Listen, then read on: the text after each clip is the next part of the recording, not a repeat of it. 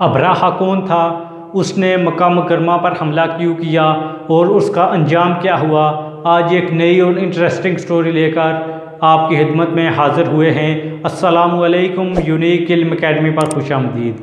प्यारे दोस्तों, Abraha Yemen का गवर्नर था। वो यमन पर हुक्मरानी किया करता था। उसने मक्का मुकरमा की अहमियत का अंदाज़ा लगा लिया था।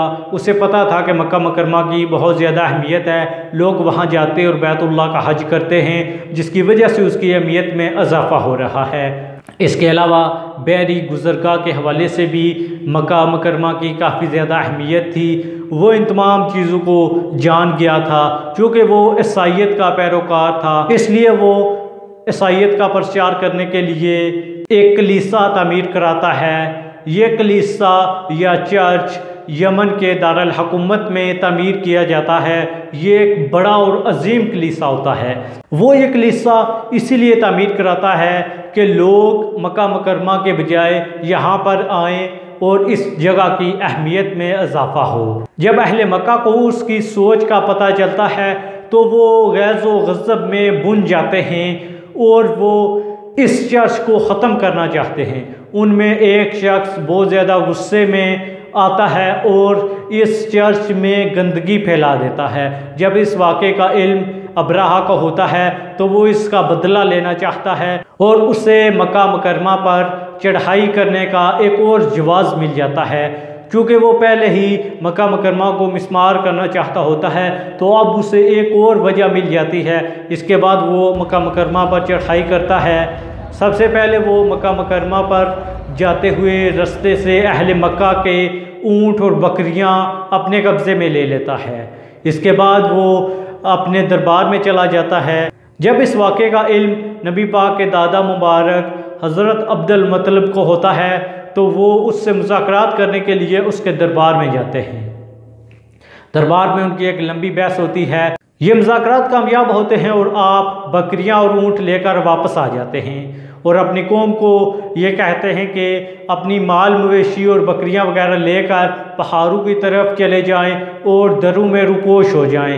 इन मुज़ाकरात के दौरान जो अब्राहा और हज़रत अब्दुल मुत्तलिब रहमतुल्लाह अलैह के दरमियान होते हैं, अब्राहा आपको कहता है कि मैं तो समझा था कि आप मक्का मुकरमा के मतलब बात करने आए हैं, लेकिन आप तो अपनी चीज़ के मतलब बात करने आए और मुझसे बकरियां और ऊँट वापस करने का दावा कर रहे हैं। तो आपने फरमाया कि ये मेरी चीज़ें हैं, मैं इनका निगहबान हूँ। चूँकि मक्का मुकरमा का निगहबान अल्लाह है, वही उसका मालिक है, वही उसका निगहबान है, तो वही उसकी हिफाजत का ज़िम्मेदार है और उसकी हिफाजत करेगा। आप इसके बाद रवाना हो जाते हैं और सबसे पहले आप अपनी कौम को दर्स व तदरीस के बाद अपने कुछ साथियों के साथ मक्का मुकरमा जाते हैं और वहाँ गिरिया उजारी करने के बाद आप अल्लाह ताला से दुआ करते हैं कि ऐ रब, हर कोई अपने घर की हिफाजत करता है, तू भी अपने घर की हिफाजत फरमा। तो अल्लाह ताला अपने घर की हिफाजत कुछ यूँ करता है कि जब अब्राहा अपना एक बड़ा लश्कर लेकर और एक सैकड़ों की तादाद में हाथी लेकर आता है और मक्का मुकरमा पर चढ़ाई करता है, तो अल्लाह ताला का अज़ाब अबाबील परिंदों की शक्ल में नमूदार होता है। वो परिंदे जो छोटे छोटे होते हैं अपनी चोंच और पंजों में कंकरियां लेकर आते हैं और अब्राहा के बड़े लश्कर पर फेंकना शुरू कर देते हैं।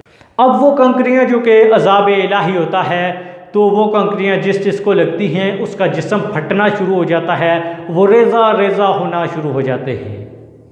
इसके बाद उसका बड़ा लश्कर बर्बाद होना और मुंतशिर होना शुरू हो जाता है। वो भागना शुरू कर देते हैं। खासकर अब्राहा अपनी जान बचाकर भागता है, लेकिन रास्ते में वो मारा जाता है। इस तरह अल्लाह ताला अपने घर की हिफाजत करता है और ज़ालिमों और मुशरिकों से अपने घर को महफूज रखता है। अब्राहा रहती दुनिया तक इबरत का निशान बना दिया जाता है और अब उसका नाम व निशान मिट चुका होता है। अब अल्लाह ताला का घर महफूज होता है, उसकी वही अहमियत बरकरार रहती है, बल्कि उसमें और ज़्यादा इजाफा हो जाता है। तो दोस्तों, ये थी आज की वीडियो। उम्मीद करते हैं आपको पसंद आई होगी। एक और नई और इंटरेस्टिंग स्टोरी लेकर इंशाअल्लाह जल्द आपकी खिदमत में हाज़िर होंगे। आपसे इजाज़त चाहते हैं, अगली वीडियो में आपसे मुलाकात होगी। अल्लाह निगहबान फ़ी अमानिल्लाह। हमारे चैनल यूनिक इल्म अकेडमी को सब्सक्राइब कर लें और बेल आइकन को दबाकर अपने दोस्तों के साथ शेयर कर दें।